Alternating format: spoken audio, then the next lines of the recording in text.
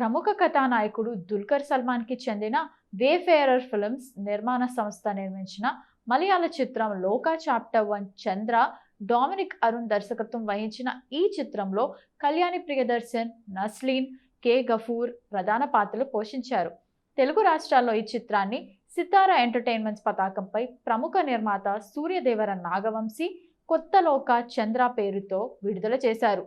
హైదరాబాద్లో చిత్ర విజయోత్సవ వేడుకను ఘనంగా నిర్వహించారు. ఈ కార్యక్రమానికి ప్రముఖ దర్శకులు నాగశ్విన్, వెంకీ అట్లూరి ముఖ్య అతిథులుగా హాజరయ్యారు.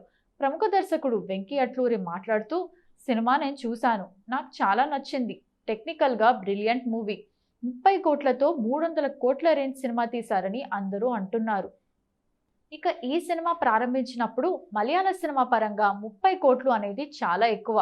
ఈ సినిమాని నమ్మి నిర్మాతగా ధైర్యం చేసిన దుల్కర్ సల్మాన్ గారిని ముందుగా అభినందించాలి. అలాగే cinematographer Nimish Ravi, art director బంగ్లాన్లను ప్రత్యేకంగా అభినందించాలి. మలయాళం పరిశ్రమలో అందరూ గొప్పగా నటిస్తారు. సినిమాలో ప్రతి ఒక్కరూ అద్భుతంగా నటించారు. కళ్యాణి ప్రియదర్శన్ గొప్పగా నటించింది. తాను నాకు తెలుసని చెప్పుకోవడానికి గర్వంగా ఉంది. యాక్షన్ సన్నివేశాలు తను చేసిన తీరుకి హ్యాట్స్ ఆఫ్. రచన అద్భుతంగా ఉంది.